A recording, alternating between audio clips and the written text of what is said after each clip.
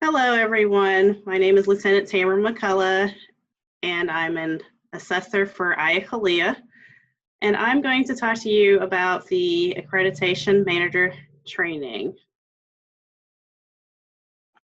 So what this presentation will entail is going to talk about what is accreditation. We're going to talk about the benefits of being accredited through IACLEA.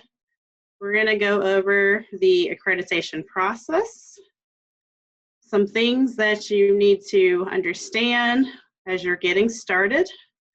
We're also going to address some common pitfalls that come up and ways you can avoid them. And then we're going to talk about once you have earned or achieved that accredited status, how to maintain compliance. So, what is accreditation? If you're like me, this is a question you may have had as you were assuming your role as your agency's accreditation manager. So as I pondered this, I looked up definitions of accreditation and what it means, and didn't really like any of those, so I kind of came up with this on my own because it kind of fits and embodies what IACLEA seeks to achieve through this process. So accreditation is ultimately recognition for an agency or organization for holding itself to higher standards for that purpose of promoting quality in campus law enforcement. And accreditation also ensures policies and procedures that you have at your agency align with those best practices that exist in public safety or in campus law enforcement. So some of the benefits of being accredited through IACLEA. Well, you know that IACLEA is an international association. So we are well known. So the benefits, first, it ensures a level of accountability with your agency, members of your campus community, as well as the community, because you're being transparent. You're letting them know that your agency is going to stand for the best practices that most campus law enforcement agencies or public safety agencies are complying with. So you're holding yourself to that, again, that higher set of standards. You're also making it known professionally and publicly that your agency has chosen to partake in this accreditation process.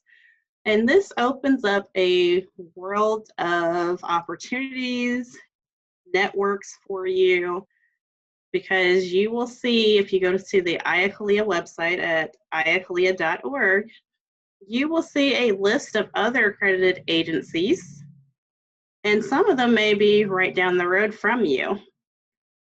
But yeah, you will become a part of an international association of accredited individuals once you successfully make it through this process. Also, risk reduction. This is a very important area and key benefit of being accredited, because oftentimes when agencies have policies or procedures that are so lax or have loopholes, it opens them up for liability. Well, being accredited through IACLEA, you're adhering to those best practices, which are the standards. So you are essentially instilling that layer of protection for your agency or organization by making sure your policies align with those standards.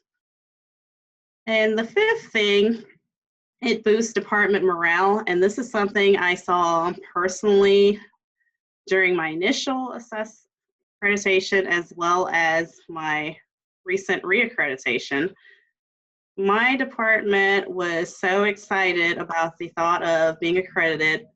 People started looking at officers differently, showing respect, because we know in academia, they know all about accreditation. They know what's involved and undertaking something like this.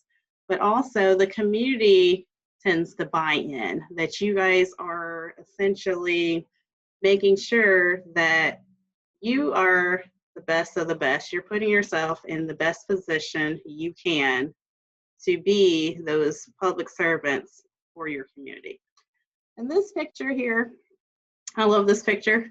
It's a constant reminder of this process, of the feelings and emotions that you will go through.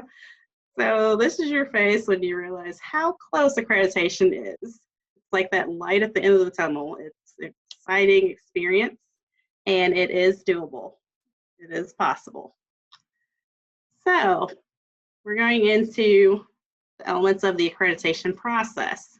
As we go into this, I want you to remember that you got this. You can do it. It's not rocket science. Just pay attention, make sure you have the tools and skills that you need and resources, and you too can make it through an accreditation process. So these elements of the accreditation process, first is the enrollment. So during the enrollment, your agency chief or CEO signs that contract saying, we're going for this accreditation process.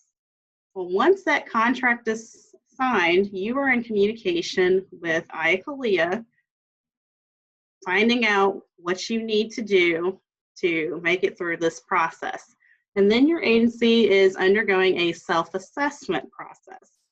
During the self-assessment, you are going through the IACLEA Accreditation Standards Manual, which is located on the IACLEA website. You are looking at your existing policies and procedures and processes, seeing if they comply with the standards that are in the manual. Now, there are 215 standards in the manual to comply with. So you're making sure that you're identifying the policies that already fit and procedures that fit already. And then you're also identifying those which may need a little more work to comply with, or some policies that don't currently exist that you may need to create. So that's the self-assessment process. Then an area that I highly recommend, because it is so beneficial to your agency, is the mock assessment. So during this, you are contacting individuals from accredited agencies with experience, preferably with the IACLEA accreditation process. Let's say you can't find someone that has IACLEA accreditation experience. Reach out to your state and local accreditation PACs, and they will provide people who are experienced with accreditation. And it may be through another organization, but they still can help you and go through a file review for you.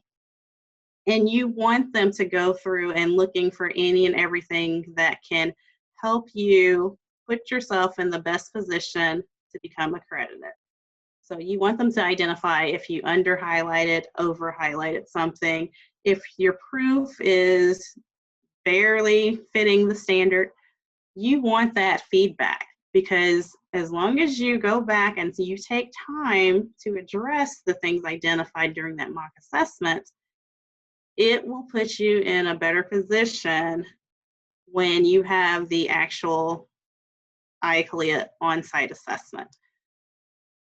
I can't tell you how many times I've been on assessments where the agency had a mock assessment conducted, but they didn't take time to go through those notes that were left, because had they done that, they wouldn't have to do as much work when the assessors actually arrive with their agency. So it saves you time and stress that you don't need, because you've already been working toward this for some time. So then you move into the IACLEA assessment. That's when you notify IACLEA that you are ready to have your assessment.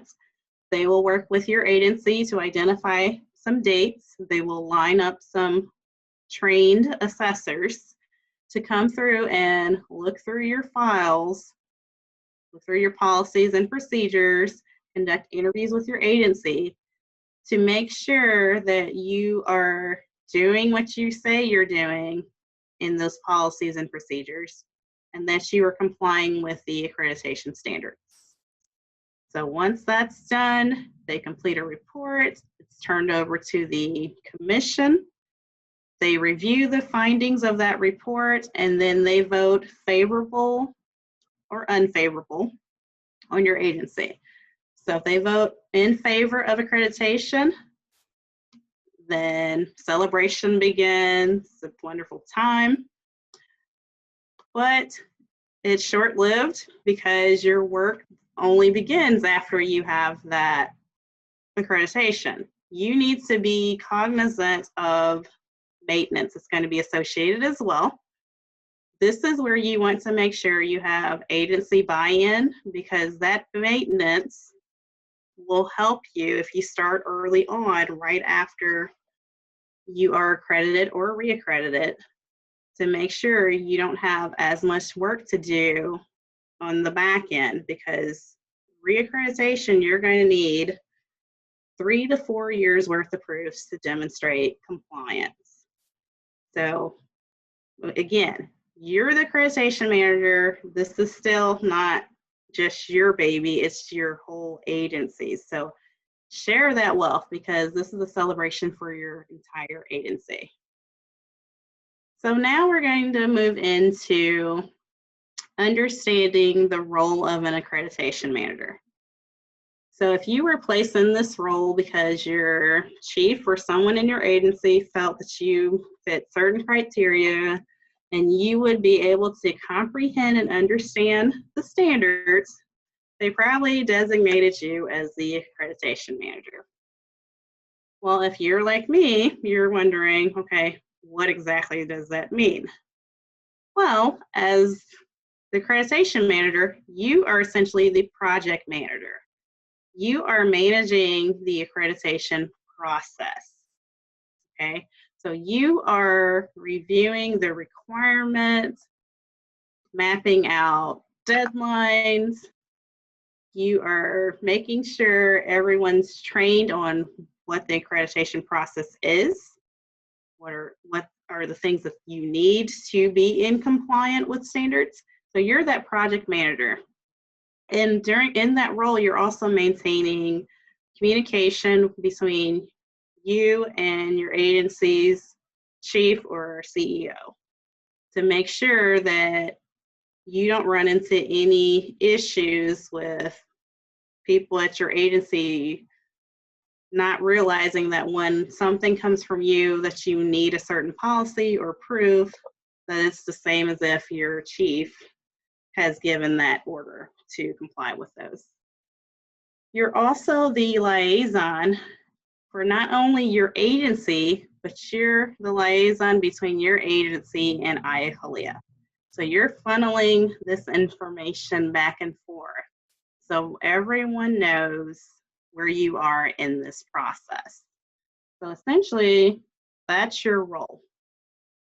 Now, along with this role, you need to have or develop a certain skill set as the accreditation manager. Number one is organization. Organization goes a long way with making sure that your assessment runs smoothly.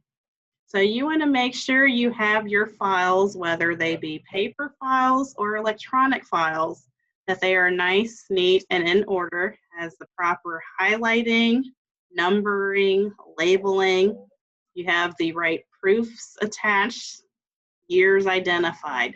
Because what you want is for that assessor to be able to move in and out of your files and be able to conduct interviews to learn about your impact that you're having within your campus community and within your agency. The next one is time management. Time management is so important. Being the accreditation manager, once that contract is signed, you are on the clock. Okay, so that starts your period of compliance. So you need to make sure of any deadlines, and we'll talk about this a little later in the slides, but also time-sensitive requirements, stay on top of those, as well as making sure that you are taking enough time to work on your files. I don't know how many times you feel like you have all the time in the world and something happens to where it pulls you away from your files, and then it's that much more work that you have to complete later on had you started early. So yeah, be cognizant of that time management element. Number 3, communication, or I should say effective communication. And this is both verbally and written.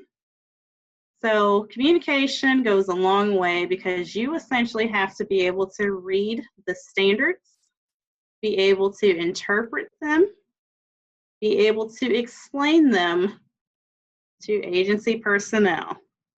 You also may have to assist your chief or members of your command staff, whoever's responsible for writing your policies and procedures, to help them write those out to where they are addressing the elements of those standards.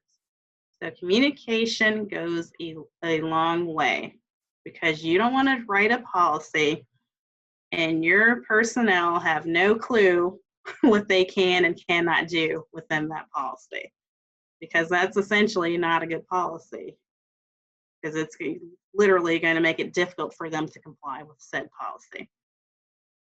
Number 4, you want to develop problem-solving skills, because you don't want to just sit there and let something fester that you could have already taken care of early on. For example, you have been working at a particular standard. You can't wrap your head around what would be a great proof of compliance to show that your agency is doing what that standard requires. You have resources. You need to know when to lean on those resources or utilize those resources to help you through any problems or issues you have. There are members of IACLEA from accredited agencies. You have the IACLEA accreditation staff that are always accessible for you throughout this process. So be able to work through those problems so you can move on and get through your files and be within your time periods. So some other necessities that I identified here: positive attitude. A positive attitude goes a long way because it's contagious. Okay, so if you come in as the accreditation manager and you're having a bad day, you're not really feeling it, it's going to rub off on your other agency personnel. They're not going to be enthusiastic about this process. They may even become irritated, like why, and question why you're doing this to begin with. If you come in upbeat, excited about this process, you're keeping them up to date on where you are, you're showing them the benefits of the process, reminding them of the why, they're going to buy in and they're going to be willing to help you with whatever you need to make sure this happens for you and your agency. Also, you need to realize you have support. As I said before, IACLEA is an international association, so we have members all over. So if you need examples of policies, if you need a sounding board, go to IACLEA.org and look at those accredited agencies. Their emails are there as well, so reach out to them. Use those resources. I can't say that enough. You have resources. You don't want to feel like you're in this alone. You're not. There is a dedicated staff that is here to assist you throughout this process. And another thing that is crucial, being whether you're a new accreditation manager or if you're a seasoned accreditation manager, training. Now, I'm one that I try to make sure I'm doing some type of training twice a year, because I want to make sure that I'm in the right mindset and I'm putting my agency in the best position possible to comply and make with the standards and maintain our accredited status. So make sure you're staying up to date with training. I know IACLEA has done an amazing job with making sure training is accessible on the website. So they've been doing a lot of virtual trainings. They may even move to some other training modules down the road. But yeah, make sure you're accessing those training opportunities, because you never know what little pieces of information that you can use to help your agency. Okay, so now getting started. So you understand your role, you know the skills, the things you need. Now let's get started with this process. So you want to familiarize yourself with the accreditation resources that are available on the IACLEA website. So if you go on the IACLEA website and you look under programs, it's a drop down. You will see accreditation. You will see other tabs that pertain to accreditation and the accreditation process. You will also be able to locate the IACLEA Accreditation Standards Manual.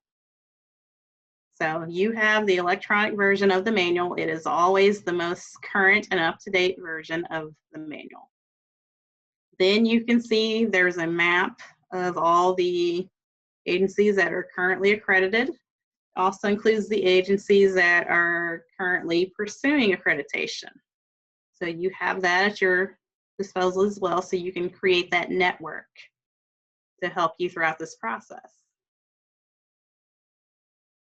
So the agency policy review and development. So once you have the accreditation manual, you want to go through and, like I said, review your policies and procedures and start developing those policies and procedures to fit the requirements of the standards. You need to sit down with whether it's your chief, your CEO, VP, whoever it may be, members of command staff, and decide how you're going to go about complying with those standards and how you're going to go about proving that you comply with those standards. So that is key. You want to have involvement from your command staff with that. You also want to have an understanding of the standards, because remember, you're going to be the one having to communicate this with agency personnel. So each standard in the IACLEA Accreditation Standards Manual has two components. The first part of the standard is the standard statement. The standard statements are in italics, so that is ultimately what the standard requires you to do. The commentary is provided if there is a standard where there needs to be an explanation to help you figure out how to comply with that standard. Now, not all standards have a commentary, and if they do not have a commentary, it will say none, okay? But there are standards that do have commentary, so you can understand what that standard is actually requiring of your agency. So there's 5 types of standards contained in the manual. You have your regular standards, the bulleted standards, your time-sensitive standards, your conditional standards, and your elective standards. Now we're going to look at these individually. I've actually pulled out examples from the actual manual. So here's an example of a regular standard. This is standard 1.1.3, addresses mission, values, and philosophy. You can see here the italicized part, that's your standard statement. And this one has more clarification of what the standard is requiring in the commentary here. So this is what your regular standard looks like. Then we move on to an example of a bulleted standard. So here, much like the regular standard, you have your standard statement in italics, and then you have two bullets, bullet A and bullet B, which require two different things. And then you have your commentary, which is further explanation. Now, when you come to a bulleted standard in the manual, make sure you read that standard in each individual bullet point, because you want to make sure your policy or procedure addresses each bullet of that standard. And you also want to do the same thing when you're developing your proofs of compliance. Now here's an example of a conditional standard. So this is 12.1.4, behavioral threat assessment. So notice this particular standard statement starts with the word if. It says if the institution has a behavioral threat assessment process. So if your agency has such a process, then you comply with this standard.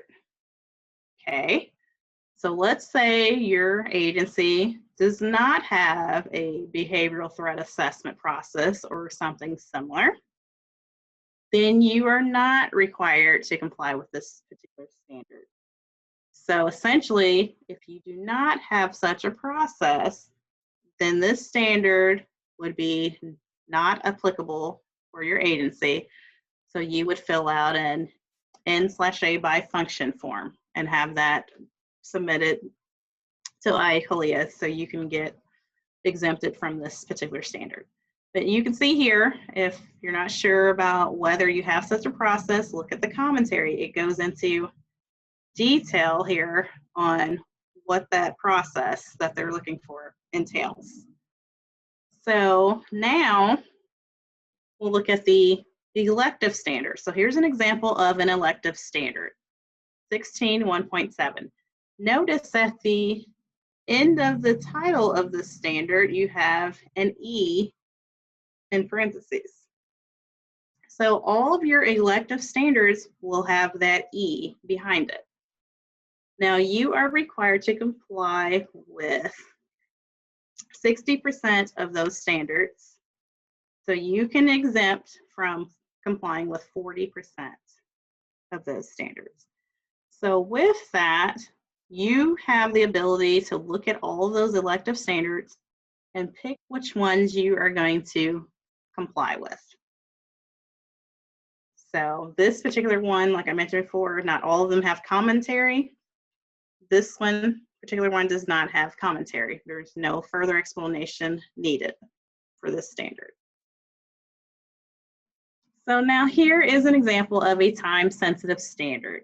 Now I specifically picked out this time-sensitive standard because this is one that I see time and time again on assessments where an agency may not fully have complied with each bullet of the standard. Okay, so standard statements, we see in italics. This standard has bullets A through D. Okay, so all of your time-sensitive standards will have time-sensitive marked behind the title of the standard in parentheses. So that's how you will know. So bullet A, you notice it says at least semi-annually, the person responsible for the property evidence control function for his or her designee conducts an inspection of the property room for adherence to policies and procedures used for the control of property and evidence. So semi-annually, that is a time requirement. So you want to make sure that that inspection is being conducted on a semi-annual basis. Then you look down further under bullet D. Well, let me go back to bullet C. It says an annual audit of property and evidence held by the agency is conducted by an employee not routinely or directly connected with the property control. So again, you have another time requirement. You need to make sure you have that annual audit conducted as well. So now you have a semi-annual audit, you have an annual audit, then look at bullet D. You have a requirement at least once a year. The agency's chief executive officer directs the completion of an unannounced inspection of all property storage areas. So now you have semi-annual audit requirement, bullet A, an annual audit requirement, bullet C, and at least once a year requirements in bullet D. So good way to do this is to pull apart the standard, document how often you're required to conduct each individual audit. Then keep track of that, set reminders for yourself to make sure that you are adhering to these timely requirements, so you can demonstrate proofs of compliance for those. So now let's discuss policy versus procedure. So some of the standards may require a policy. So policy essentially is a set of requirements describing what must be done, prompted by sound business, safety, legal, ethical, or regulatory demands. So by defining policies, everyone knows what must be done. Okay, so they know this is a requirement. Now, a procedure differs from a policy in that a procedure is a set of steps to follow in order to implement the policy. So a procedure is typically document it in steps, and it identifies who is required to execute it. So it's documenting the procedure.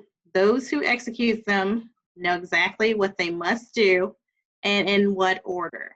So that's the difference between a policy and procedure. Now, here is an example pulled from the IACLEA Accreditation Manual, Standards Manual. So this is 2.1.2. Here's an example of an actual policy. So this one says the agency has a written directive requiring all non-sworn campus public safety officers prior to assuming their duties to take and subsequently abide by a declaration to enforce institutional policies and support the educational mission of their institution. So there is a policy requirement. Now here is an example of a procedure. So this particular standard requires that you have a procedure to handle misdirected calls. So this standard reads, the agency has a written directive that establishes procedures for the prompt handling and forwarding of misdirected and hang-up emergency calls. So with this, you are outlining how your agency would go about handling any misdirected calls that are received by your agency, and how they would handle any emergency hang-up calls received by your agency. So now let's go into these proofs to demonstrate or show compliance. Now there's 3 different ways to prove compliance with the standard. There's written proofs, there's observable proofs, and interviews. Okay, so what are some examples of these? Well, you gotta think outside the box. So the possibilities are endless. So some examples of written proofs are investigative reports, media reports, letters from students, school officials, instructional material, documented goals and objectives, agency website information. It can even be an interdepartment memo. Those are examples of written proofs.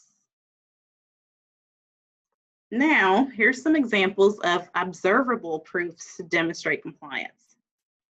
These can be photos to document a standard. You can even use videos. I've even seen on some assessments where they used audio to demonstrate compliance, especially when they're documenting their immediate playback of phone and radio transmissions. Some have produced the actual recordings to demonstrate those. Then physically showing the assessor when they are on site something that can be observed. So let's say you didn't want to take a picture of the police vehicles and show the driver safety barriers. During your static display portion of the on-site, you can actually lead the assessors through a tour, which includes showing them your vehicles, and so they can see that you actually do have the driver safety barriers installed in your vehicles. And one word of caution, if you are including videos or audio, make sure that the assessors have some ability to be able to play those. So that way they can prove that you actually did comply with the standards. So now we're moving into avoiding pitfalls. So the first one is read each standard. Read each standard carefully. Oftentimes people read for content, they may read for understanding, but you want to make sure as you're reading those standards, you have an understanding of what that standard is actually requiring of your agency. Because I have seen on some assessments where an agency has read through a particular standard and they've written their policies, but they forgot a key requirement that existed within that standard. So make sure you are reading through those standards, and even when you've already drafted that policy for your agency, go back and reread the standard to make sure you covered everything. That's a good way to make sure you're addressing it. Number 2, keep track of all time-sensitive standards. I am a fan of using Excel documents and calendars. So I literally have an Excel document where I have documented every last time-sensitive standard, and I put the date of my original proof, and I put how often I need a proof for that standard. So that way, and I put the notification on my calendar so it prompts me within the month of that being due that I have this coming up, so I can already be in contact with individuals who may be outside my agency or within my agency that I may need to help me demonstrate compliance with that.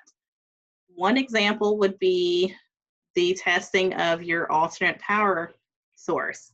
So you may not have access to your generator at your agency, so you may need to get a hold of your physical plant people or your facilities management to make sure they ensure that that test is being conducted.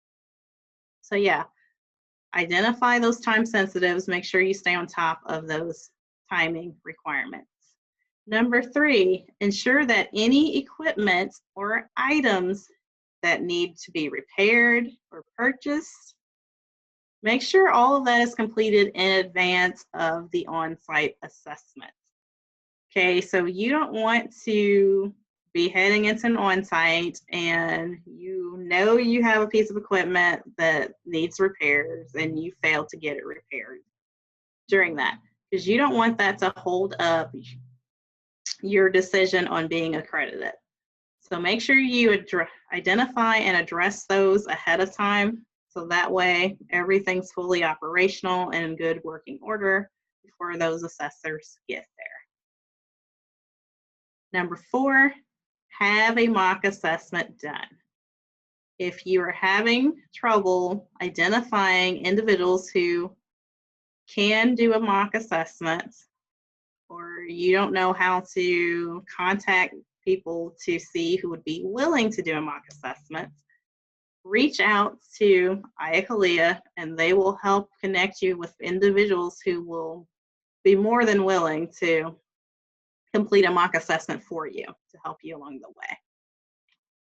Number 5, be transparent. Okay, remember, if you are not ready for your on-site, be in communication with IACLEA so they can work with you. If you're behind schedule or you don't have a certain proof that you've been waiting for, or you don't have training completed in time, have that communication, be transparent with your chief or agency CEO so they are aware of where you are in the process and they can actually help you get the items that you need. But they can't do that unless you communicate and be transparent. If you need help, no one knows you need help until you say something. So transparency is a critical element here. Now, okay, so made it through the process. The commission has voted in your favor, so you're accredited. Yay. Okay, so now you need to maintain that compliance. So take a moment to breathe, enjoy your celebration. You may even want to take a, short vacay, as soon as the country opens back up, of course. But then begin your work on the next accreditation cycle. So you're going to go back through, make sure you're looking at your time-sensitive standards, re-reviewing your electives, re-reviewing your policies and procedures, seeing if something changed along the way. Okay, and you want to make sure you are collecting proofs to show compliance. Remember, this is an agency effort. Have your officers have an understanding of what proofs are, so that way as they're writing reports or they're seeing different things as they're on patrol, they can take photos, they can send copies of those reports to you, and you just essentially need to place them in the proper file, and they're helping you identify those proofs. Okay, and then pay attention to deadlines. Okay, stay on top of those because you don't want to miss a deadline, especially for those time-sensitive standards. You do not want those to get away from you. And then document any policy or procedure changes. Okay, so all policies and procedures should have a date implemented or the date it went into effect, and then the date revised. Okay, because again, this is 3 to 4 years of compliance, so you want to make sure something that may have applied, say your first year complying with it, but the policy changed or something else changed, you shifted to a different piece of equipment or your process changed, well, that year is going to look different, but you need to make sure you're documenting those and staying on top of those. So I want to thank you for listening in and attending this presentation. Here's my information. You can feel free to reach out to me. Also, here's the information if you need to get in contact with our wonderful accreditation staff at IACLEA to get you started on this process and well on your way. Here's their information as well. And like I said, thank you, and everyone stay safe out there and have a great day.